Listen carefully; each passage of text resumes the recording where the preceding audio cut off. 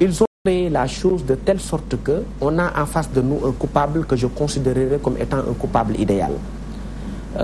Sans pour autant aborder le fond, il y a un témoin qui a reconnu formellement le tireur. Cette Diagne. D'une part. D'autre part, il y a le fait également que dans le cadre du traitement de cette affaire, on sent un peu une volonté notoire de l'autorité à vouloir désengager, entre guillemets, la responsabilité de l'État, en créant ce qu'on appelle une faute personnelle détachable du service. C'est-à-dire qu'aujourd'hui, on vous dit que Tombon Wali aurait tiré sur le feu Bassirou Diagne. Il était en dehors du service, ce qui n'est pas vrai parce qu'il a été réquisitionné, parce que la police est un corps organisé. On ne peut pas imaginer que quelqu'un puisse venir comme un cheveu dans la soupe, se mettre dans une opération, porter une tenue et avoir un rôle de commandement. On vous a dit que l'arme qui a tué Feu Bassirou Faye n'est pas une arme de service. On vous a effectivement dit dans la communication du parquet, finalement, que Tombon Wali serait un coupable idéal parce que c'est un suspect sur qui pèse beaucoup de charges. À ce stade de la procédure, il est présumé innocent. Mais au-delà de ça, j'avais dénoncé en son temps l'existence d'une volonté notoire de l'autorité à vouloir tout mettre sur le dos de celui qui a tiré, comme pour dire que l'État n'est pas responsable. Or, dans cette affaire, il y a dysfonctionnement du service public de l'État. Il y a eu, effectivement... Donc, Tombon Wali comme agneau du sacrifice? On peut le dire. On peut dire effectivement que c'est l'agneau du sacrifice. Et dans ce cadre précis, il y a deux dysfonctionnements. Le premier dysfonctionnement a conduit à la mort d'un jeune innocent par le fait, effectivement, de la désagrégation du service public de la police. D'autre part, aujourd'hui, on est en phase d'aller vers une erreur judiciaire parce qu'on a traité quelqu'un de coupable. Du point de vue de l'opinion, on l'a jeté en pâture. Le juge l'a inculpé sur la base d'une suspicion. Et aujourd'hui, on se retrouve dans la posture de deux innocents. L'un qui est victime de l'arbitraire, de la force, l'autre qui est victime d'une justice qui quand même a opéré une certaine précipitation. Oui, mais aujourd'hui, si Tombon Wali est condamné, c'est un policier quand même qui est condamné. C'est un policier. Son acte ne peut pas être détachable de cet appareil étatique. Mais de ce corps même s'il s'agissait, c'est pas Tombon Wali, mais l'acte du criminel, même s'il était détachable du service, le service ne pourrait pas se détacher de l'acte. Parce que il n'a opéré qu'en qualité de policier. Celui qui a tué sur Vous dites qu'il était réquisitionné. Il a été réquisitionné. Donc Tombon Wali était de service. Il était d'abord de service, mais ensuite la thèse qui consiste à dire qu'il a volé l'arme est une thèse qui n'est pas vraie du tout. Qu'il volait des munitions, ce n'est pas vrai. On présente ce garçon sous les oripeaux de quelqu'un avec une certaine presse également qui a été mise en mouvement, sous les oripeaux d'un criminel. Alors même que c'est un garçon qui est particulièrement sérieux. Si vous écoutez aujourd'hui les paroles de son père et de son frère, on a en face un récital d'éloges qui tombe sur ce garçon. Mais c'est un garçon particulièrement sérieux et qui aime son métier. Et la preuve, c'est lorsque, au moment de se présenter sur les lieux, lorsqu'il a été réquisitionné, ce n'était que dans le but, pour lui, avant même d'être réquisitionné, de sauver ses camarades. Parce que n'oubliez pas que Tombon Wali est le cadre de la police. Autrement, il était dans l'obligation de venir porter secours à ses semblables. S'il avait, par exemple, la chose contraire, si Tombon Wali, n'étant pas de service, a pu sauver ses camarades, on pourrait dire que c'est un héros. Mais maintenant qu'il n'était pas de service, selon la version du procureur, il lui est loisible de cibler cette personne et de dire que cette personne a sur lui la responsabilité d'un crime, alors même que dans le dossier, tout porte à croire que c'est un crime qui n'a pas été commis par Tombon Wali. Oui, aujourd'hui, si Tombon Wali est condamné, si Tombon Wali passe pour le coupable, qu'est-ce que l'État va y gagner? On ne peut pas épiloguer de ce point de vue pour dire qu'il sera condamné. Je pense que le dossier débouchera certainement sur l'arrestation du véritable criminel qui court toujours. S'il est condamné, par contre, ce sera par le fait d'une erreur judiciaire. On n'est pas. Et qui serait derrière?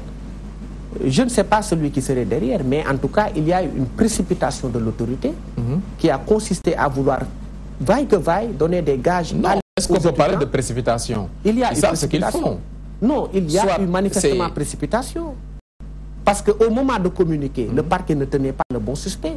Au moment de communiquer, le témoin avait dit qu'il ils ont pris leur temps. Sur au moins 80 personnes. Depuis l'assassinat de Bassirou Faye, ils ont pris leur temps. Ils ne pouvaient pas prendre leur temps. Parce que n'oubliez pas que les autorités avaient donné des gages aux étudiants.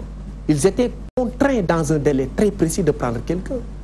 Et c'est là où l'enquête... Dans ce cas précis, est-ce qu'on peut parler d'erreur? Est-ce qu'on peut parler de précipitation? C'est mûrement réfléchi, ce qu'ils font.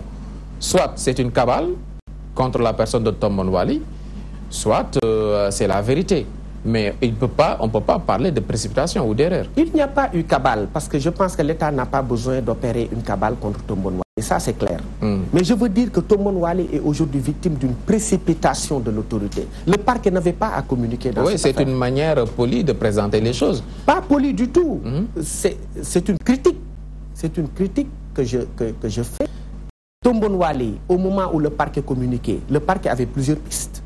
Mais dès lors qu'il avait communiqué, il avait l'obligation de prendre la personne sur qui pesait à peu près la responsabilité du crime dans sa propre conscience, lui, le procureur de la République. Il n'était pas opportun qu'il communique. Moi, je suis d'avis que dans cette affaire, la police d'ailleurs ne devait pas enquêter, parce que la police serait juge et partie. L'enquête devait être confiée à la gendarmerie, qui aurait pu avoir une distanciation critique par rapport aux faits et prendre le véritable tueur. Oui. Est-ce qu'aujourd'hui, au sein de cette police, vous, l'avocat de Tombon Wali, est-ce que vous suspectez des agents de la police qui pourraient en vouloir à votre client? Mais naturellement, je ne peux pas le suspecter. Mais en réalité, le coupable, s'il court toujours, c'est que ce coupable est protégé. Ce coupable est même connu de ses collègues qui étaient là. Ce coupable a été identifié. Ils ne peuvent pas l'ignorer. Hein, Ils ne peuvent pas l'ignorer parce qu'on présente les faits comme s'il s'agissait de chercher une aiguille dans une botte de foin, alors que ce n'est pas le cas. Il est facile sur quelques policiers d'identifier le vrai coupable. Aujourd'hui, l'un d'entre eux, des policiers, a été arrêté. Le coupable court toujours. Et pensez-vous que ses collègues vont le dénoncer? Non. L'enquête va encore être beaucoup plus complexe.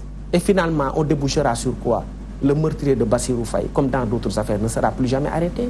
Parce qu'il y a une erreur, d'abord d'approche, et l'enquête devait être confiée à la gendarmerie. Oui. Aujourd'hui, Tombon Wali, qu'est-ce qu'il a pour se protéger au sein de cette police? Vous avez parlé tout de suite de forces qui prennent le dessus sur la justice. Quelque part, cette théorie pourrait être analysée comme étant vraie dans le cadre de cette procédure. Parce que vous savez que l'État a quand même des moyens qui lui permettent d'appréhender quelqu'un. Je ne doute pas de la mauvaise foi des autorités dans cette enquête, parce que s'ils avaient le vrai coupable, ils allaient l'arrêter. Vous ne doutez pas de leur mauvaise foi? Non, non, du tout. Je ne doute pas de leur bonne foi, plutôt. Je ne doute pas de leur bonne foi. Parce que ce qui intéresse l'État, c'est que le véritable criminel soit arrêté.